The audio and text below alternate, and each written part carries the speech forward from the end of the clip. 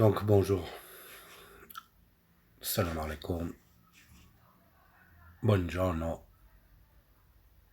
good afternoon, bonjour en toutes les langues possibles. Donc aujourd'hui, je voulais faire une vidéo sur une chose qui est très importante et que beaucoup de personnes oublient, sur les objectifs. Déjà, qu'est-ce qu'un objectif? Je pense que la plupart des gens savent ce que c'est un objectif. Mais malheureusement, beaucoup ne s'en fixent pas et du coup perdent du temps. Donc j'ai remarqué qu'il est bon d'avoir des objectifs dans sa vie, de s'en fixer, de s'y tenir et d'essayer de les atteindre, de tout faire pour les atteindre. Donc pour commencer, dans objectifs, il y a deux grands objectifs. Il y a les objectifs qui sont à court terme et les objectifs qui sont à long terme. Pour les objectifs à court terme, c'est de savoir en définir quels sont ces objectifs, les objectifs les plus importants, d'accord? Se les fixer et essayer de les atteindre, encore une fois. Par exemple, moi, un objectif que je pourrais avoir à court terme, au niveau de la santé, c'est d'être en bonne santé, de faire le bon poids, d'être en accord avec moi-même. Donc c'est un objectif que j'ai à court terme, la santé. D'un point de vue professionnel, on peut dire objectif à court terme, ben, travailler tout simplement. Ça, c'est un objectif que beaucoup de gens peuvent avoir. D'accord? Pour ceux qui ne travaillent pas, et pour ceux qui travaillent, ben, objectif à court terme, ben, c'est de garder ce travail. Et à long terme, pourquoi pas monter en grade et monter dans la hiérarchie au sein de votre entreprise. Mais peu importe en fait, bon là j'ai donné quelques exemples par rapport à la santé ou côté professionnel, mais c'est pas ça le plus important, c'est pas ce qu'il faut retenir. Ce qu'il faut retenir, c'est d'avoir des objectifs. Il faut se fixer des objectifs dans la vie. C'est ce qui permet de gagner du temps en fait. D'accord? C'est comme par exemple, moi j'aime prendre cet exemple, je suis par exemple à Valence et je veux aller à Lyon. Donc mon point de départ c'est Valence et mon point d'arrivée c'est Lyon. Mon objectif c'est d'atteindre Lyon. Je me fixe, voilà, il est 10 heures du matin, j'aimerais y être à midi. Donc voilà, j'ai un objectif. C'est ce qui va me permettre ben, d'atteindre cet objectif, d'atteindre cette destination et d'être dans les temps. Mais par contre, si je prends ma voiture, je pars comme ça à l'aventure sans savoir où aller, ben, je risque de me perdre, de perdre du temps, de perdre de l'argent et voilà, je ne sais pas où je vais. Et dans cette vie, il faut savoir où on va. D'accord? Il est bon de savoir où l'on va. D'accord? Donc, ce terme d'objectif est très important. Beaucoup de personnes, la plupart des gens savent ce que c'est un objectif. Euh, Certains en ont, mais beaucoup n'en ont pas. Et moi, je parle surtout pour ceux qui n'en ont pas. Ceux qui n'arrivent pas à fixer des objectifs. Je vois beaucoup la jeunesse, je vois une certaine jeunesse en France ou même à l'international, où voilà, où ils n'ont pas d'objectif, ils sont pas organisés, ils se lèvent le matin, c'est toujours la même routine, toujours la même chose, c'est limite, tu vas faire quoi aujourd'hui, ouais, je sais pas, ou je vais squatter là, ou je vais faire ci, je vais faire ça, et sans avoir de réel objectif. Du coup, ils perdent du temps, ils perdent leur santé, et voilà, ils n'avancent pas, quoi. Donc, si je peux me permettre, voilà, c'est de dire à ces jeunes de se fixer des objectifs, de les atteindre et d'avancer dans cela. D'accord? Et par exemple, un étudiant, ben voilà, son objectif, bon, ça dépend les âges, mais on va dire en terminale, l'objectif d'un étudiant, c'est d'avoir son baccalauréat.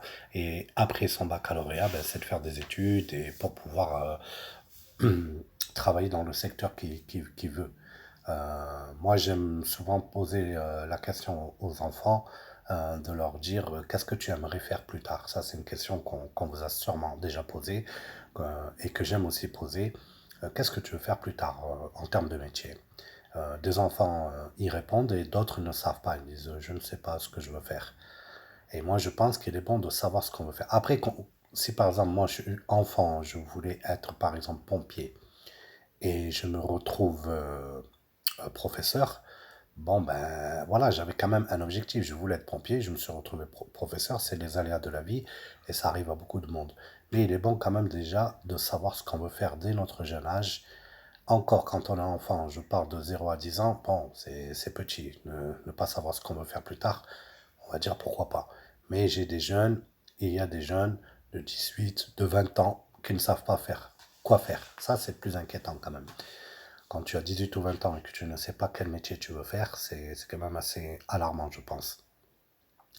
Donc, cette vie, c'est toute une construction, en fait, d'accord? Dès la base, dès notre enfance, on construit notre avenir. Chaque jour que Dieu fait, ben, nous avançons et nous construisons notre avenir, d'accord? C'est ce présent qui va solidifier cet avenir et c'est ce passé qui nous dira où nous serons, d'accord? Donc, à la base, il faut savoir construire cette vie petit à petit. Donc, le système international, nous allons à l'école. Nous allons à l'école pour étudier. Nous allons à l'école pour nous informer. Nous allons à l'école pour apprendre des langues, pour apprendre des matières. Euh, il y a un système de classe, de niveau. Donc, si je prends le système français, ben, nous sommes en maternelle. Ensuite, nous sommes en CP, C1, CE2, CM1, CM2, sixième année, cinquième année, quatrième année, troisième année, seconde, première, terminale. Ça, c'est le cursus classique du système français.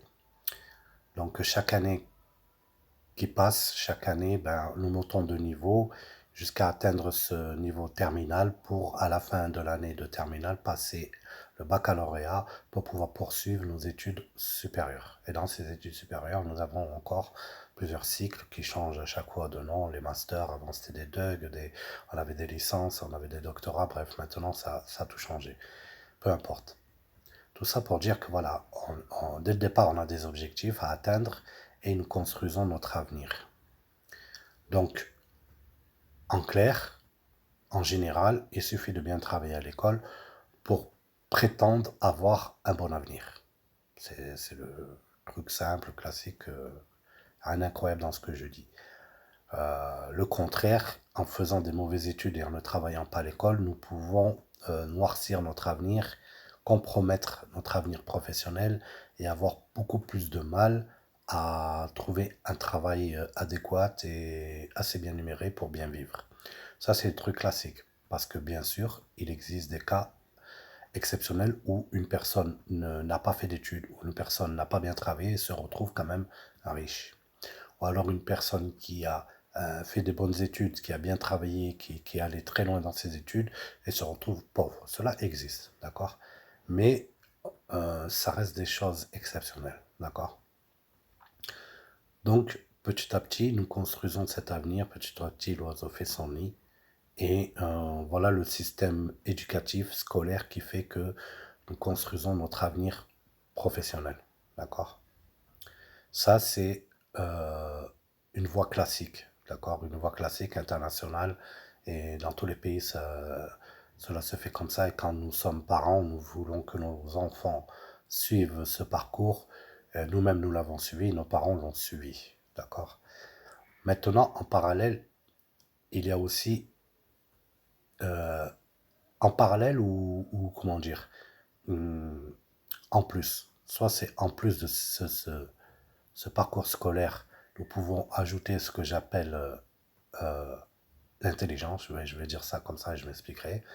Ou alors, en parallèle, nous pouvons développer une intelligence.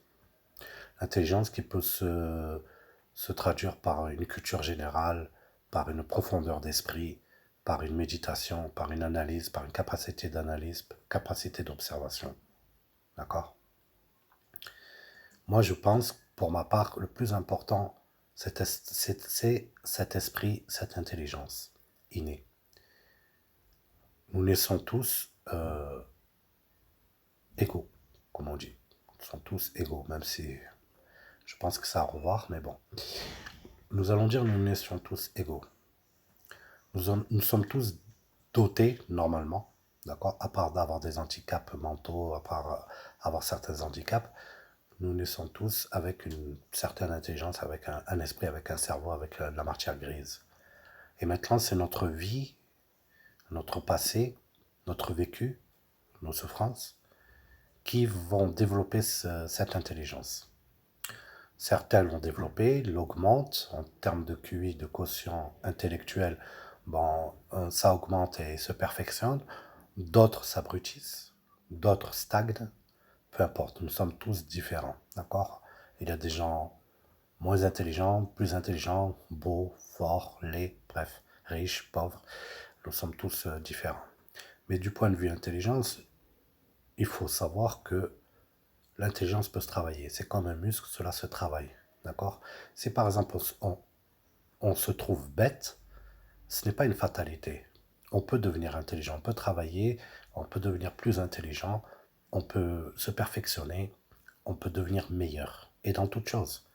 D'un point de vue physique, si on se trouve maigre, on ne se trouve pas musclé, ben on peut travailler pour se muscler. Si on se trouve pauvre, ben on peut essayer de travailler et de s'enrichir. Si on se trouve pas beau, ben on peut essayer de prendre un peu soin de soi. Et aujourd'hui, il y a carrément la chirurgie esthétique pour s'embellir, même si certains s'en le disent. Mais voilà quoi, il y a tout problème a une solution, donc il y a des solutions à tous les problèmes, d'accord? Donc par rapport à l'intelligence, ce n'est pas une fatalité, on peut devenir plus intelligent. Et si on est déjà intelligent, il ne faut pas se reposer sur ses acquis parce que malheureusement, avec notre entourage, avec notre qualité de vie, nous pouvons nous abrutir et devenir moins intelligents. Si tu es très intelligent et que tu fréquentes que des gens bêtes, moins intelligents, tu risques de stagner ou voire de régresser. D'accord? Donc, cette intelligence est à travailler, on peut la travailler et il y a différentes façons de la travailler et j'aimerais le partager avec vous dans différentes vidéos. D'accord? Il faut le savoir. Donc, si vous trouvez intelligent, sachez que vous pouvez devenir encore plus intelligent. Si vous trouvez bête, vous pouvez devenir intelligent. D'accord? L'intelligence, en termes de pourcentage, il y a plusieurs chiffres qui tournent, mais en gros, on dit que l'homme utilise entre 10 et 12% de ses capacités intellectuelles. 10-12% de son cerveau est utilisé. D'accord? Il y a d'autres mammifères qui l'utilisent plus, qui sont plus intelligents, notamment les dauphins. Mais nous, l'être humain, nous utilisons en moyenne 10-12. Et 10-12, c'est des personnes quand même d'un certain niveau intellectuel. En termes de QI, on parle à partir de 130, 140, 150. Là, on a les intelligents, les grosses têtes. Et en moyenne, on a du 90, il me semble. Après, je ne suis pas sûr sur les chiffres, mais j'en suis pas loin. Et ça, vous pouvez le vérifier très facilement sur Internet. Quotient intellectuel, QI, et voilà. Donc en fait, ça c'est en général, en majorité, on utilise 12%. Mais moi je pense qu'on est capable d'utiliser beaucoup plus. En méditant, en creusant, en apprenant, en chassant le négatif, en positivant, en grandissant, en mûrissant. Bref, ce pourcentage peut s'élever, ce quotient intellectuel peut s'élever. D'accord? La logique, il y en a qui sont forts en logique, il y en a qui sont forts en probabilité, bref.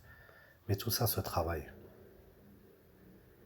Et je pense que nous pouvons tous devenir meilleurs et du coup avoir un monde meilleur si nous faisions plus attention à cette intelligence, à cet esprit. Un autre point de l'intelligence, c'est aussi, par exemple, ne pas être raciste, c'est être intelligent. Être raciste, c'est être bête. Être intolérant, c'est une bêtise. Être tolérant, c'est une marque d'intelligence. Donc tout ce qui est dans la tolérance, la patience, le non-racisme, l'acceptation, Dans tout ça, ça c'est des preuves d'intelligence. L'intelligence, c'est aussi dans ça. Nous sommes intelligents aussi dans cela. D'accord? Et dans leur contraire, nous sommes bêtes, bornés, têtus, et on n'avance pas et on n'apportera rien à ce monde. Donc pour améliorer ce monde, pour améliorer notre vie, améliorons notre intelligence. Soyons plus à l'écoute. D'accord? Observons plus que ce que l'on peut parler. Parce que quand on parle beaucoup, on n'écoute pas. Et quand on n'écoute pas, on n'apprend pas. La personne va apprendre de toi si tu parles beaucoup, mais toi tu n'apprendras rien d'elle si tu ne l'écoutes pas et si tu ne fais que parler. Donc en fait, ça revient sur la communication. Cela aussi, je tiens à faire des vidéos sur la communication. C'est de savoir s'écouter. C'est un échange, c'est un partage. En histoire d'émetteurs, de récepteurs, bref, tout ça, on aura l'occasion d'en revenir. D'accord? Donc moi, personnellement, l'objectif de mes vidéos, c'est de partager des choses de mon quotidien, de ma vie, de mon vécu. Si je peux apporter ne serait-ce qu'à une seule personne, ben, j'en serais ravi. Ça, je l'ai déjà dit lors d'une autre vidéo. Je suis loin d'être parfait, je tiens à le préciser. Je suis loin d'être un savant. Je suis loin d'être le plus intelligent du monde, loin de là même. Mais le peu que j'ai, le peu que je peux donner, je le fais. Et voilà. Et c'est de trouver aussi des solutions ensemble. Peut-être que vous allez pouvoir m'aider à travers vos commentaires, vos retours pourraient m'aider, m'apprendre des choses. Autant je pourrais peut-être aussi vous apprendre des choses. Bref, c'est un partage, c'est un échange que je tiens à établir entre vous et moi. Et donc voilà, d'accord. Donc je vais cesser cette vidéo et j'en reprendrai d'autres dans la continuation de celle-ci, d'accord? Sur les objectifs, sur l'intelligence, comment travailler cette intelligence, comment devenir plus intelligent, de vous donner des astuces, d'accord? Aussi de travailler sur la communication. Qu'est-ce que la communication? Combien communiquer? Comment améliorer sa communication, d'accord? Et tout cela, je pense que cela pourra apporter à beaucoup, beaucoup, beaucoup de personnes, d'accord? Donc je vous remercie de votre écoute, d'accord? Nous sommes peuple du monde, donc nous avons différentes langues. Donc je m'attacherai à dire bonjour et au revoir dans le maximum de langues possibles que je puisse connaître. Donc voilà, ben, je vous dis à très bientôt lors d'une prochaine vidéo. Au revoir, salam alaikum, arrivederci, goodbye, hasta luego.